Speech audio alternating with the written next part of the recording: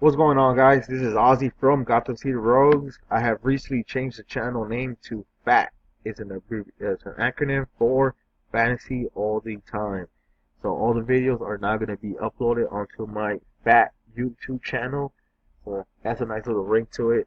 Um, so I deleted all the videos off my old YouTube channel and made a new email address and uploaded all my channels to my all the videos to my new YouTube channel. So that's uh, that's YouTube. So let's go to my disgrace of a team. So yeah, so let's check out what happened. It was just horrible. It was horrible. I think my team did worse than Ronnie did holding his liquor Saturday night. Uh, so let's see what happens. I had a bunch of underperforming, useless players on my team this week. It all started with 15 points from Alan Hearns. Uh, I end up losing by 18 points, so 15 points wasn't going to do anything. But, man, everything else was just horrible. Andrew Luck, highest performing player on my team, 18 points. Giovanni Bernard, 12 points. Jeff Janis, a guy I picked up off the waiver wire once I heard that Tom Montgomery was not going to play. A guy I picked off the waiver wire, he is the sixth receiver for the Packers. One of the only teams that carry so many goddamn wide receivers. I picked this guy off the waiver wire just so that I wouldn't lose so badly. I still lost. Life sucks. And man, my fucking fantasy team sucks. Pardon the language. I apologize for cursing, but I am very upset. Uh, Mark Ingram, negative 2 points. This guy has only fumbled the ball 4 times in his whole career, and he has a second fumble in a back-to-back week, and they bench him. They bench him the whole time. Uh, they started Tim Hightower. He ends up getting 100 yards. Good game for Tim Hightower, but no touchdowns. They had a goal line stand that they weren't able to get because they did not trust Mark Ingram. Had he gotten a touchdown, it would have helped so much. Tyler Lockett, 3 points. Again, it was a ballsy move to start him, but man, it sucked. Again, Jeff Janis, 9 points. Jack Doyle, suffering from Moncrief returning. Brandon LaFell, god damn, Brandon LaFell, 0 points. Now he almost did get a touchdown towards the end of the game, but again, 0 points out of Brandon LaFell.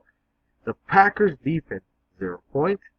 Josh Lambo, 0 points.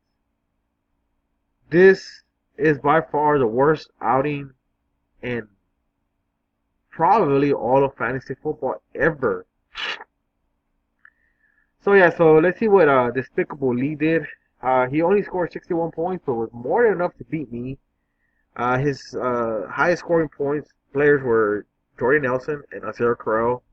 Everybody else was kind of underperforming themselves. He left quite a bit of points on the bench. 12 points out of Phillip Rivers, 18 points out of John Brown, and 7 points out of Jason Witten.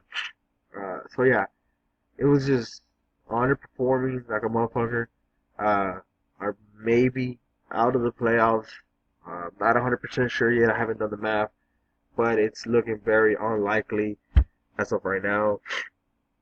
Uh, I believe some of the other guys in my division also did lose, but I don't think it's going to be enough for a playoff push. But like I said, I'll do the math and I'll check to see how the standings are looking, and let's see what everybody else did. Uh, I know the only other person that probably suffered as much as I did was Ronnie. Let's check it out. All right, so let's check out what Fernando, Darkdale, and T Moreno did. Sorry guys, I'm gonna be pausing throughout the video. I'm sneezing a lot right now. All right, so let's see what Darkdale did. Uh, Again, he's one of Darkdale Fernando. He's one of the higher scoring guys in our league. Um, Ezekiel Elliott, Devonta Freeman, Chris Hogan, Tom Brady. He left Kelsey on the bench. I traded him Kelsey. Should if he would have started Kelsey over Greg Olsen or Kelsey over any of his his flex options, he would have beasted. Team Moreno, he did pretty good, but he had a couple negative, negative. Oh, he had one negative score and a bunch of players under 5 points. Jordan Howard 25. I didn't see that coming. Theo Riddick 18. Brandon Cooks 10. I believe I dropped Jordan Howard in one of my other leagues, but I'm not 100% sure. But yeah, I didn't see that coming. Panthers defense 18 points. Had he started the Panthers defense, he would have had 79 plus 18. That's probably enough to win. 79 plus 18, that's 89. That is 93. A little bit of hell of a closer game than 75 by 97. So yeah, so I'm just rambling on right here. Like I said, I'm still kind of upset about how badly I did. Dargadale has the bye week next week. So Tom Brady, Chris Hogan, James White are all going to be on the bye. But like I said, he does have a pretty loaded team. Kelsey, Greg Olsen, he could probably just start those two guys, tight end and flex, and then just figure out what he's going to do. But yeah, let's check out what the other guys did. Alright, so let's check out what Taco Corp and Cam Steele did. Again, Ronnie was very upset about his fantasy production here. Cam Newton 12 points, Duke Johnson 10 points, Terrell Pryor 12 points.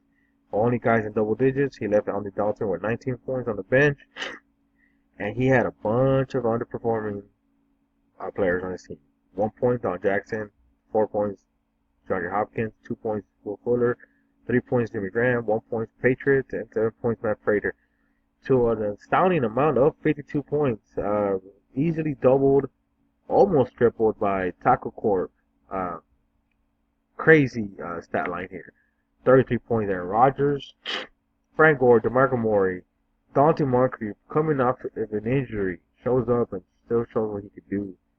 Tyler Eifert, Jamison Crowder, everybody in this team showed up to play, man. It's crazy. He leaves 5 points on the bench with a possible start of Travis Benjamin over Dorial Green Beckham. But nonetheless, he didn't need those 5 points. So yeah, Taco Corp is showing that even with 4 players on the bye, he can still light up the scoreboard, and it's just crazy, man. It's just crazy. So yeah, so let's see what happens with the next guys. All right, so let's check out what Dr. Contropis versus Thor's Hammer did. Dr. Contropis comes out with the win. Thor's Hammer, a couple underperforming players. Now Davis killed him. Randall Cobb, he probably didn't get the notification that he wasn't going to play. I believe he had, what did he have in the starting lineup? He should have started Devonta Adams. Should have started Derrick Henry. I can't remember. He had somebody that was not supposed to play or something. I can't remember who it was. Alright, but nonetheless, he didn't score enough points to win anyways. So regardless of what lineup he would have gone with, he was still going to lose. Or very unlikely that he was going to win. 23 points out of Amari Cooper, and I got to get the phone. Hold on, so I'm talking about. Alright guys, apologize, the phone rang. I'm at work right now. Yeah, so he gets 23 points out of Amari Cooper, 13 out of Jeremy Hill, and then crazy game out of Derek Carr, 35 points. Again, was not enough. Dr. Grantopis starts Mariota over Dak Prescott. So he left a couple points on the bench.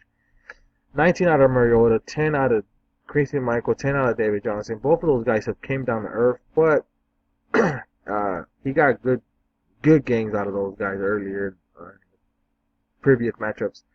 Alshon Jeffrey, 12 points, so he is benefiting with Cutler coming back. Brandon Marshall, 6 points. Jordan Reed, showing that as long as he starts, he is productive. Jonathan Stewart, 21. Jeremy Mackin, 10 points on his bench. Dak Prescott, 26 points on his bench. Deshaun Jackson went out with some kind of injury. I was watching the game in the early morning. So yeah, so Dr. Grantopis comes off with the win very easily here. So let's check out what everybody else did. Alright, Alright, so let's see what Suicide Squad versus Superstars, how the game came out. Superstars wins 97 to 82. I believe Superstars is in my division. He was the only one who won last week. So he is solidifying his second place. If Garza comes out with a second loss, he may be even solidifying or finally putting up a fight for first place. So let's see what he did. Matt Ryan, 23 points. That was a crazy shootout game between Atlanta and Green Bay. Melvin Gordon, 15 points. 10 points out of Crabtree. All the touchdowns went to Cooper and some other guy and a tight end, I believe. Robert Gronkowski, 16 points to a grand total of 97. He left quite a bit of points on his bench. Kendall Wright, Quincy Enunwa. So yeah, so he could have scored a little bit more points, but it was enough points to beat George. George started Drew Brees, Blunt, Bryant, and both Bryants. He left quite a bit of points on the bench. Carson Wentz 12. Oh, no, that's not. He didn't really. His team sucked this week. Golden Tate suffering from the return of his running back. Delaney Walker didn't get a touchdown. Demaryius Thomas doesn't look like he got a touchdown. Des Bryant did show up to play. Now, George does have Le'Veon Bell on his team, and this is the bye week for Le'Veon Bell. So going forward, he is going to have a strong, much stronger lineup.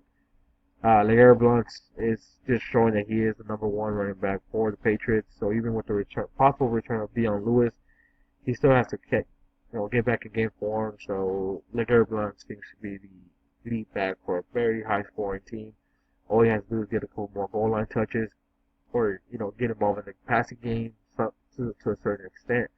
And it does seem like LeGarrette Blount is a top 10 running back going forward.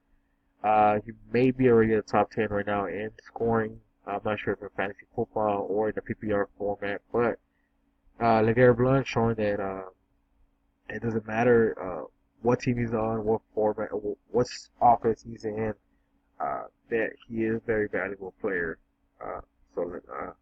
I drafted him in a couple of leagues, didn't draft him in this league, but he went with no love very late in very late in a lot of drafts. I believe I even saw James White being drafted in front of him, and James White's proven that he is not Dion Lewis.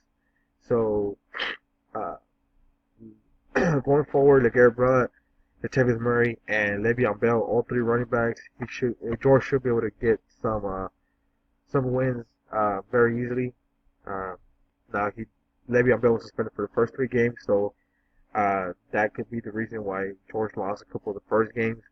But now that he's done with the bye, he looks like to be an RB1 week in, week out. Alright, guys. Let's see what the last team did. I'm trying to keep the videos a little shorter, so that's why I'm talking a little faster, and I'm not going into full detail on every single starter. I'm trying to keep the videos under 15. So let's try to do that. All right, so let's see what the Harambe's and I'm Still Your Daddy did. Let's take a look at their benches first. The Harambe's leaves 77 points on his bench. His starters scored 77 points. I'm Still Your Daddy scores 67 points from his starters, but leaves 78 points on his bench. Now, mind you, let's take into consideration that Garza does have 2 quarterbacks on his team. He started Palmer over Cousins, but that's only 2 points. And Robert Kelly, 14 points. He could have started Robert Kelly over Spencer Ware, and that would have been the difference maker right there. He would have won by 1 point. But obviously, you don't start a waiver guy that was a late, very late. He got to start very late in the early game, so that's kind of funny. Matt Jones was benched, and Robert Kelly was named starter. Chris Thompson was involved in the passing game late in the game, but he didn't even have a good stat line this week. So let's see where these guys both went wrong. They both got negative points from their defenses. It came down to the Harambe's just having more players and double digit scoring. Both these guys didn't